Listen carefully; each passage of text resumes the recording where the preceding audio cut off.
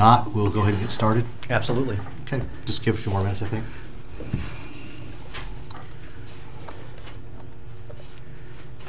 And how is your walk going? Well, we went to the mall today because the sports arena is closed for Dillman lecture today. Oh, I don't think that's as important as my walking, but what is?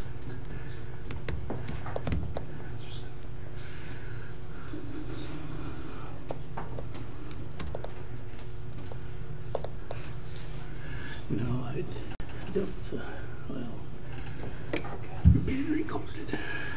Well, we'll draw in a few minutes, just in case. Gary didn't hear from him. No one's heard that he's not able to come. Yeah, I can, So we're I gonna can just give him a call on his cell phone. Okay, Okay, that'd be great, thanks. 219.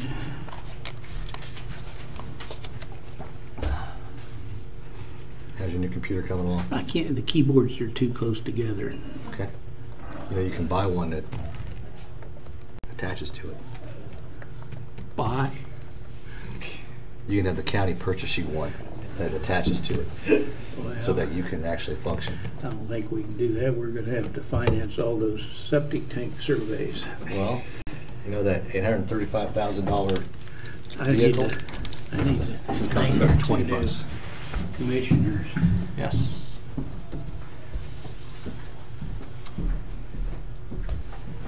Thank you for agreeing to do this. My privilege. Thank you. Certainly.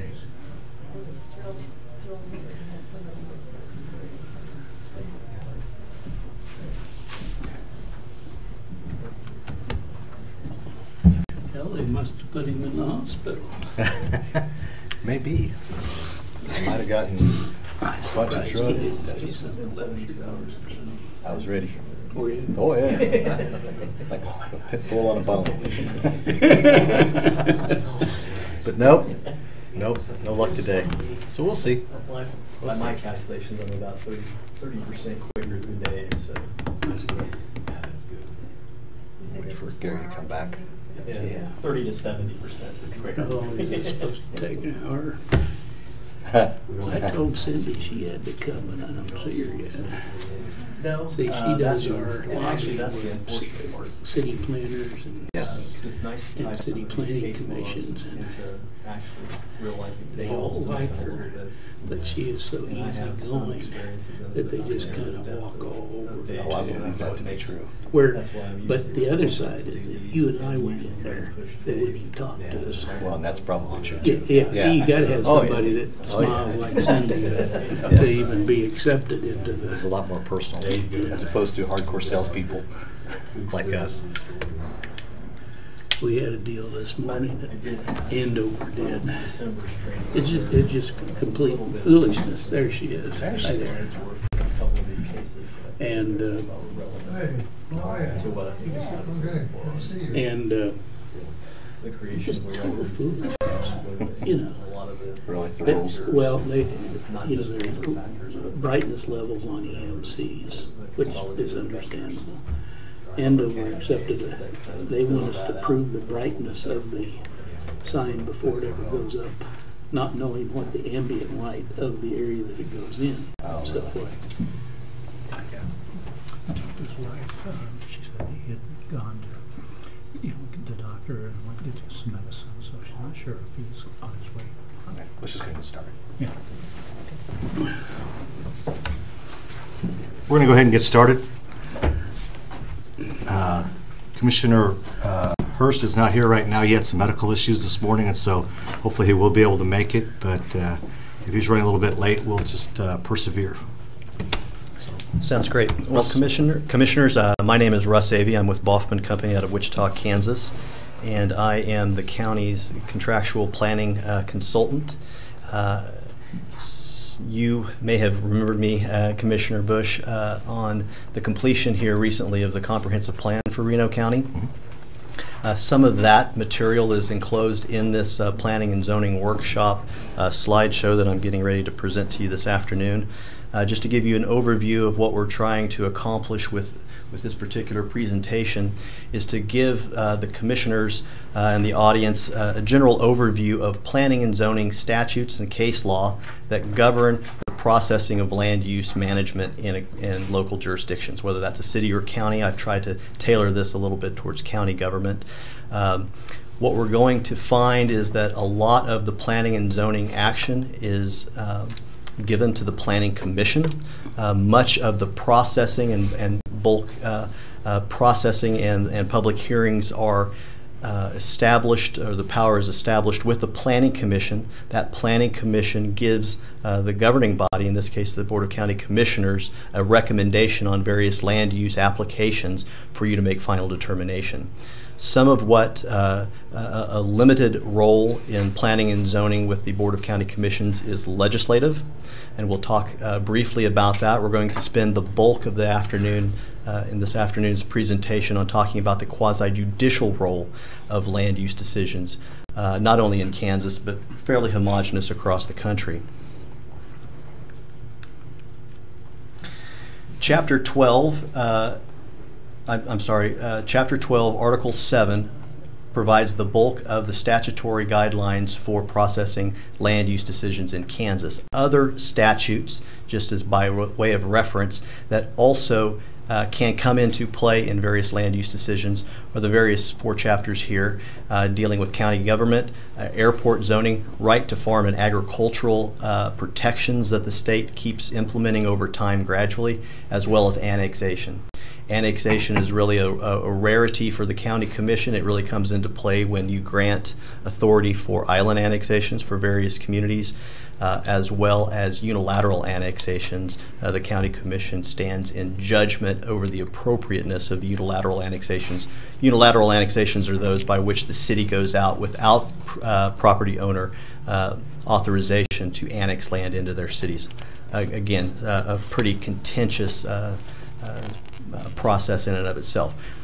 All of these are fairly rare, so we're really just going to stick this afternoon with KSA 12-741 et al.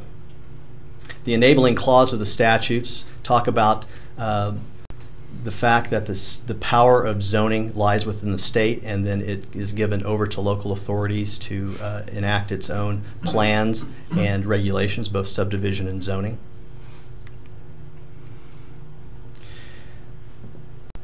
This statute pertains to the process by which we adopt comprehensive plans, zoning and subdivision regulations, and other types of setback or property development standards. The next statute talks about the governing body's role in establishing a planning commission. Obviously, the county can have a planning commission just for its own jurisdiction, the unincorporated areas of the county. Some communities may have, if the county does not have zoning or subdivision authority established, and Reno County is a unique situation because we're partially zoned. We partially have those jurisdictions throughout the county. So in the places where the county does not establish authority, communities are able to establish up to a 3-mile ring of zoning extraterritorial jurisdiction for both zoning and subdivision. There's also provisions for the creation of joint planning commissions. Sedgwick County and Wichita have for a long time had a joint city-county planning commission that governs all of Sedgwick County and Wichita except for those areas of the small cities jurisdictions. 12-745 again outlines the organizational requirements. These are fairly rudimentary, but again, it requires bylaws. It discusses the governing body's role in establishing the membership of a planning commission, whereas the actual day-to-day operational bylaws are a function of the planning commission itself. Some of these slides you're going to see are redundant. Some of them are redundant for a good purpose because we want to hammer home certain points. With planning law, there's not a lot of breadth to it all, but there can be some substantial depth in how one processes land use law or land use cases with respect to the law and any type of potential legal review of that decision.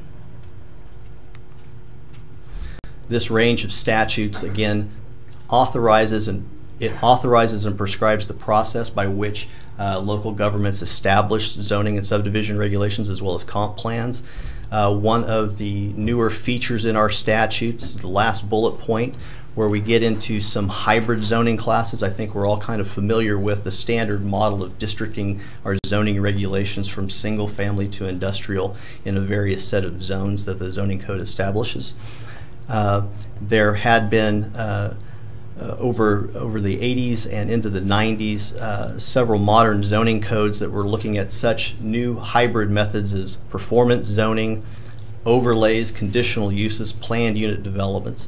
Some of these more flexible, innovative techniques to zone property as opposed to the standard district. The courts held that those are valid after some challenges early on, and they actually got codified in the modern statutes. Again, statutes require at least 5 members in a planning commission. For cities, you may have up to 2 members in the extraterritorial jurisdiction. Otherwise, they need to be within the city limits. Must reside outside of incorporated cities within the county.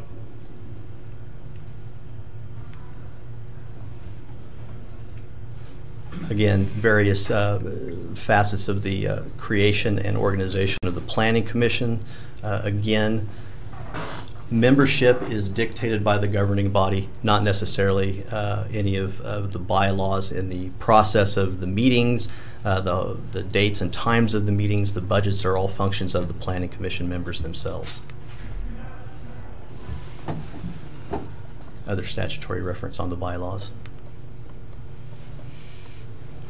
So when we get into bylaws, it's an often overlooked but a critical first step in maintaining an orderly and legally valid process by which people can make changes to the use of their property. Bylaws should at least account for these various items. What happens in tie votes, for example? We don't always run into a lot of problems, but again, it behooves each planning commission to make sure that their planning or that their bylaws are well established, that they're available for the general public, and that their members adhere to it for each and every zoning item that they have jurisdiction over. This is where we would also find code of ethics. We would also find the formal date and time and meeting location of the Planning Commission, again, just to provide a basis for orderly hearings. Since the bulk of what we do, especially in the county as opposed to the city, is zoning. When we talk about planning and zoning, when we talk about land use applications, I would have to guess 80 to 90% of the time we're talking about a rezoning application. Whether that's rezoning a piece of property from one zoning district to another zoning district, or primarily, especially here in Reno County with our zoning regulations the way they are, intent on doing most land use changes through a conditional use permit process. Zoning means just what it says, the location and uses of land. As I mentioned earlier, the state has the power to create and regulate land use regulations. It authorizes cities and counties to make their own regulations as they see fit. I believe that there's quite a wide range of freeboard for the county or for local jurisdictions to